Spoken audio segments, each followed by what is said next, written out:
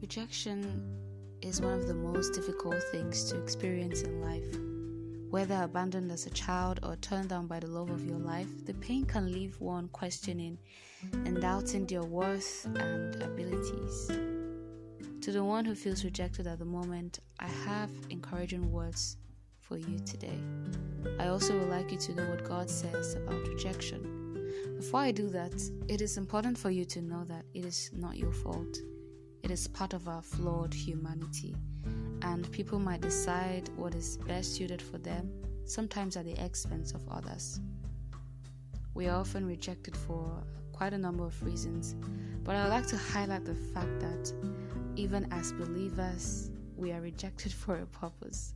Christ is one great example, and we may not perceive what the purpose is or what the reason is, but we can trust that God knows what He is doing and where He's taking us to. We can trust in His wisdom to use our most difficult experiences, including rejection, to get us where we need to be. I like to see rejection as God's redirection. It could be redirecting you to the person, ministry, or career that is best suited for you and the life He has designed for you.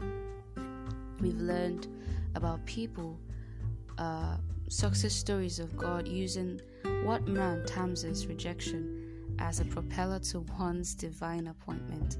And God could be doing the same thing for you right now. You may not see it that way.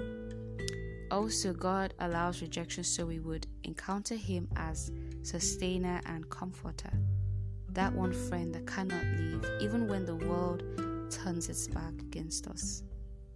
He says in Isaiah 49 verse 15, "Can a mother forget the baby at her breast and have no compassion on the child she has born?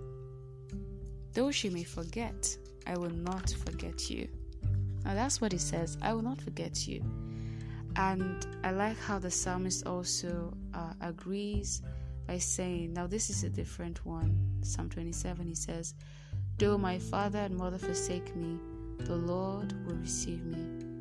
These words are God's promises for you, no matter who you are or what you've been through.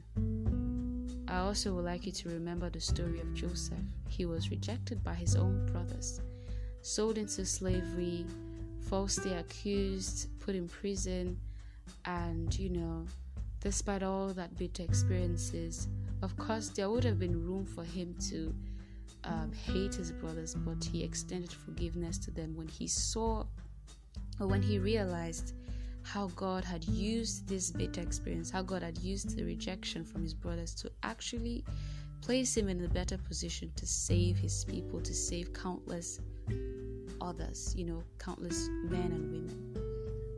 And again, sometimes rejection can be God's protection. Now this is another part, and it's very personal to me, but here I would like to say that God might allow certain people to leave or reject you, even your ideas, your contributions or proposals, so that He can protect you from disaster. And because He's all-knowing, He sees things that you can't even see, and God can use that to protect you. God can use that rejection to protect you. So man's rejection can also be God's protection. Lastly, I want you to know this, that you are good enough. I know that it is easy to slip slowly into self-pity and you start hating yourself, or even bitterness takes root. But instead of letting all of that fester, I want you to know that God loves you deeply.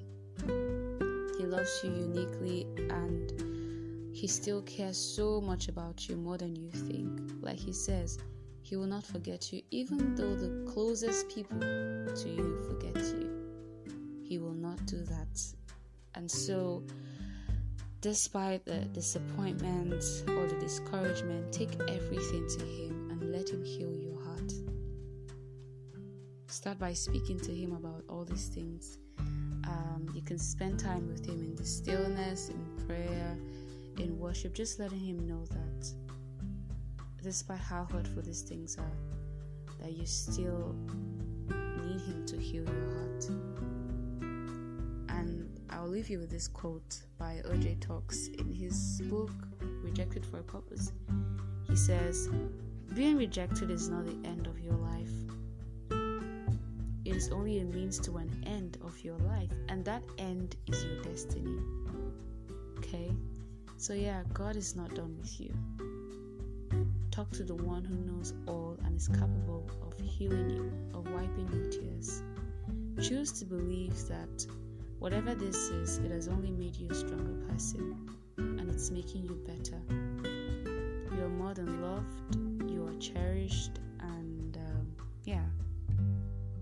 you are more than enough. Thank you so much for watching. God bless you. Like, share, subscribe, and I'll see you in my next video.